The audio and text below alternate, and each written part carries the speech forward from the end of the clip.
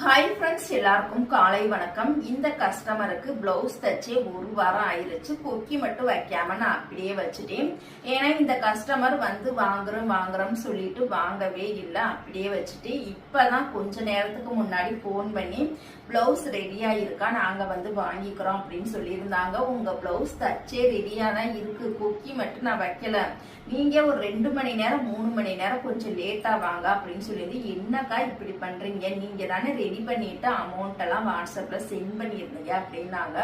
ஆமாப்பா, நான் ரெடி பண்ணிட்டு, இருந்தாலுமே உங்ககிட்ட பணம் இருக்குதா இல்லையான்னு எனக்கு எப்படி தெரியும், அதனால நான் தச்சு முடிச்சதுக்கு அப்புறமா உங்களுக்கு நான் பணம் இவ்வளவு பணம் வந்திருக்குன்னு நான் சென்ட் பண்ணியிருந்தேன், நீங்க கொஞ்ச நேரம் கழிச்சு வாங்க, உங்களுக்கு நான் இந்த பிளவுஸ் எல்லாத்துக்குமே கொக்கி வச்சுட்டு திருப்பியுமே உங்களுக்கு நான் இன்ஃபார்ம் பண்றேன், அதுக்கப்புறமா நீங்க வந்து வாங்கிக்கங்க அப்படின்னு நான் சொல்லியிருந்தேன். அவங்களும் சரி ஓகேக்கா கொஞ்சம் ஃபாஸ்டா வைங்க அப்படின்னு சொல்லியிருந்தாங்க. இந்த கஸ்டமர் பாத்தீங்கன்னா எப்போதுமே அவங்களுக்கு வந்து நம்ம என்ன அமௌண்ட் சொல்றோமோ அதுல இருந்து கொஞ்சம் பணம் வந்து குறைச்சாதான் அந்த கஸ்டமருக்கு கொஞ்சம் திருப்தியாவே இருக்கும். அப்படி இருக்கக்கூடிய கஸ்டமருக்கு நம்ம என்ன செய்யணும்னு பாத்தீங்கன்னா, எப்போதும் வாங்குறதை விட எக்ஸ்ட்ரா ஒரு 50 ரூபாய் அல்லது 100 ரூபாய் சேர்த்து வாங்கணும்.